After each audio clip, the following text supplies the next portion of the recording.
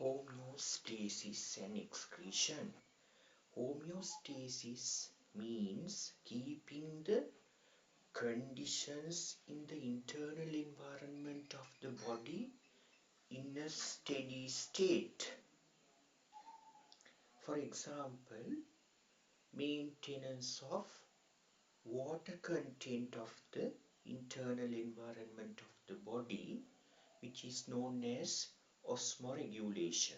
Osmoregulation is maintaining the water content of the internal environment constant.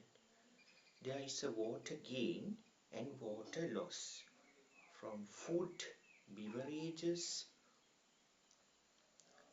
There is an intake of water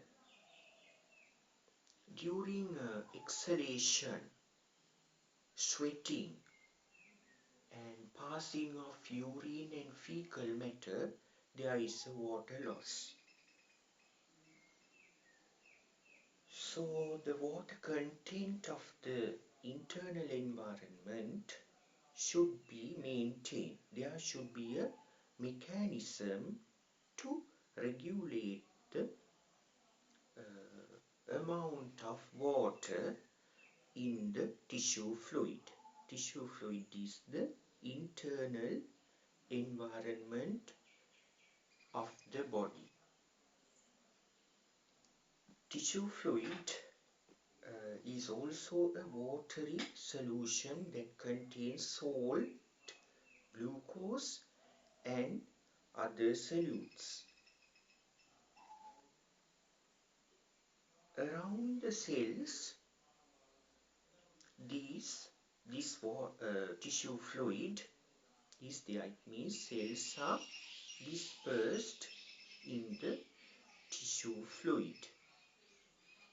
Actually, tissue fluid is formed by the leakage of capillaries. Capillaries are tiny blood vessels. Capillaries have leaky cell walls so that the fluid or the tissue fluid is formed by this leakage, and it has a similar composition to blood plasma, but tissue fluid does not contain large proteins like plasma proteins.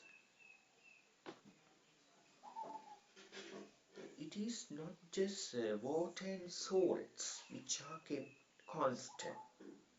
Many other factors inside the body should be kept constant. For example, level of carbon dioxide, which is important to maintain the pH value of blood, because carbon dioxide dissolves to form carbonic acid, so pH level can vary. Therefore, amount of carbon dioxide also should be kept constant. Also, the body temperature.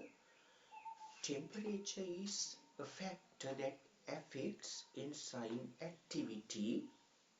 Therefore, temperature also should be maintained in a constant level. So, homeostasis is very important to maintain these factors. As earlier mentioned, tissue fluid contains solutes. So, cells can lose water by osmosis due to the difference of solutes inside and outside. Therefore, cells can be dehydrated.